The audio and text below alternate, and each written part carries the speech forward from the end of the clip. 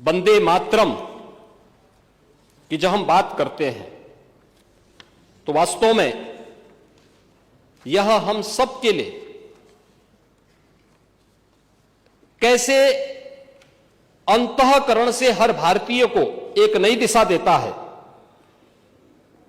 यह भाव हमारी भावनाओं के साथ साथ हमारे कर्तव्यों में भी झलकता हुआ दिखाई देता है। हम लोग इस बात को मानते हैं कि वंदे मातरम का अर्थ केवल मातृभूमि को प्रणाम करना नहीं, बल्कि यह वचन देना है कि हम उसकी रक्षा करेंगे, उसे समृद्ध और गौरवान्वित बनवाएंगे। महोदय, जब कोई किसान अपनी भूमि को उपजाऊ बनाता है,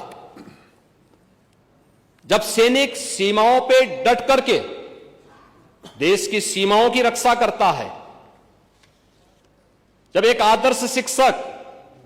अपने छात्र को संस्कारित करता है और जब भारत का युवा नवाचार से देश का नाम रोशन करता है, तब वंदे मातरम अपनी सार्थक रूप से जीवित दिखाई देता है। आज की युवा पीढ़ी इस गीत के मूल भाव को अपने जीवन का हिस्सा बनाए, इस दृष्टि से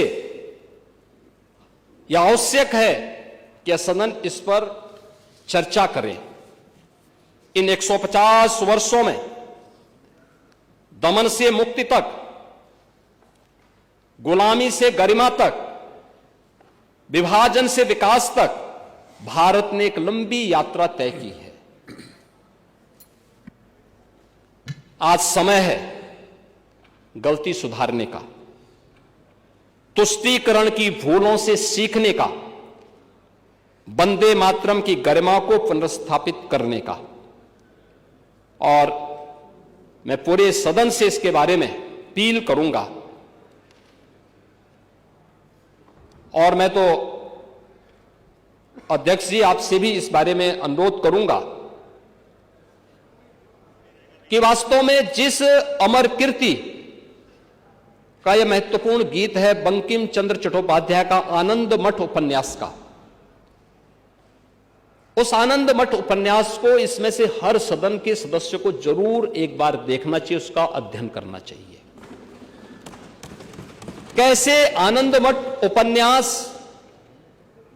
के माध्यम से उस समय की बंगाल की त्रासदी के बारे में, अत्याचार के बारे में, शोषण के बारे में और फिर राष्ट्र भाव को जगाने के एक नए मंत्र के रूप में इस गीत ने भारत के अंदर एक नई चेतना का संचार करने में सफलता प्राप्त की थी। कैसे आनंद मठ का सन्यासी भारत की सुप्त चेतना को अत्याचार के खिलाफ, शोषण के खिलाफ जागरण करने में आगे काम कर रहा है। और आनंद मठ से जुड़ी हुई उपन्यास की प्रतियां सभी माननीय सदस्यों को एक बार प्राप्त हो और एक बार देखेंगे तो उनको लगेगा कि वास्तव में यह हर भारतीय का भाव है, जिसे वंदे मातरम के माध्यम से बंकिम चंद्र चट्टोपाध्याय ने अपने इस गीत के माध्यम से इस देश को देने और आने वाली पीढ़ी को एक नई प्रेरणा प्रदान की है। और मेरा इस पूरे सदन से अनुरोध है कि वंदे मातरम के 150 वर्ष पूर्ण होने के उपलक्ष्य में